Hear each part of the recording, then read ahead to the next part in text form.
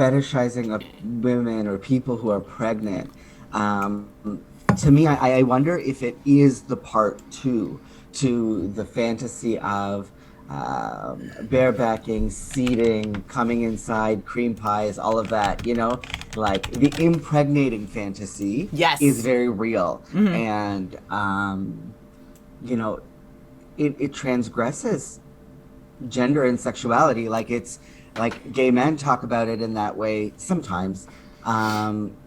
Lots of straight porn has it. And so there you are. You did get pregnant. Yeah. And I wondered what then gets projected onto your body. How do people start to see it? And from what you're saying, people almost desexualized you in a way. Yep.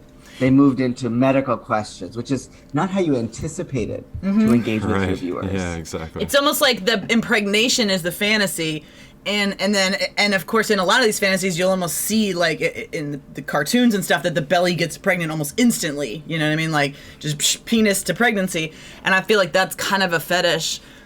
Or something to the extent of like her belly's full of just cum, like that's why it's this big or something, but really people don't, they're aware of what's actually happening. So it's like there's this fantasy pregnancy situation they've got going on, but then when they come and talk to me, the pregnant woman who's a person, they're just like, but how do you feel? And I'm like, I feel like shit, and it's like, it's not sexy, You know what that reaffirms for me is that part of the impregnating coming inside fantasy is associated with the idea of risk, I think. Maybe. And unpredictability, like, oh my God, you did a bad thing or a risky thing, and now you're going to have to face the consequences. And there's also something about, when you talk about the belly expanding immediately, it makes me think about how that really satisfies a fantasy of masculinity. Like my seed is so strong. Look what it was able to do.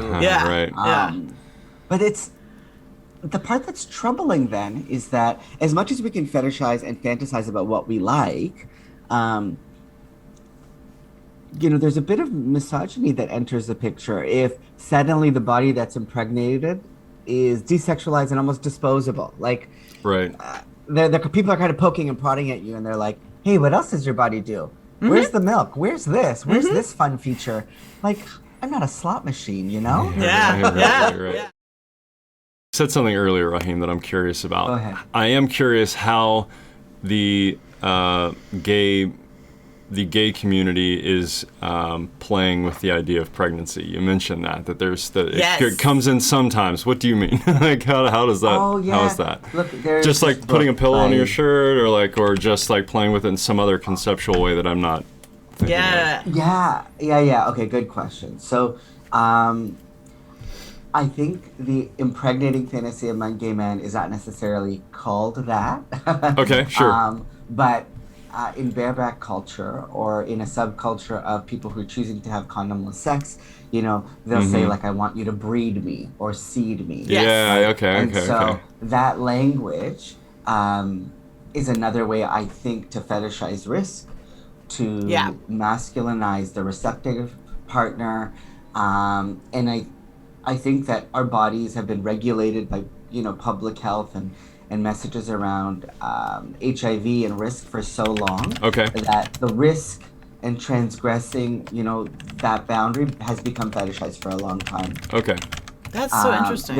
There's a book by Tim Dean called Unlimited Intimacy, and I really like his conceptualization, talking about recreating, the same thing the same enjoyment that heterosexual folks will have, or people who are having P and V sex, for gay men to also be able to have that. It symbolizes a kind of intimacy. I can hear that. Yeah, I can hear that. Yeah.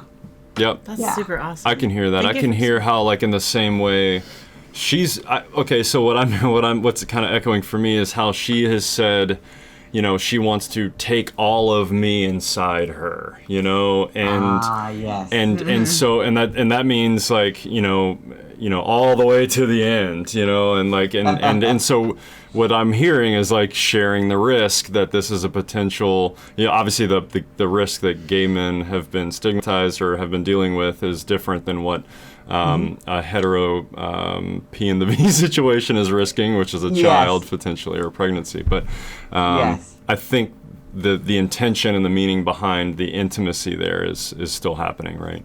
Yes. Okay. Well, and when someone says they want all of you inside them, is that something that's said over a glass of wine in a romantic way, or is that said like in the heat of the moment while you're having sex and it's like a turn on and it makes you want to come? I think it's like twofold. I think there's part of it is like her feeling it and wanting to say that to me and deliver that to me, and then there's like my experience of receiving it, and I think that's actually really kind of a, like you're saying, it's a way to build up the sense of masculinity, and there's a something awakens in my masculinity. It says, oh wow, this person really desires all of me and like really wants all of me. So that it feels good at some level. Yeah. Right? Okay. I appreciate that.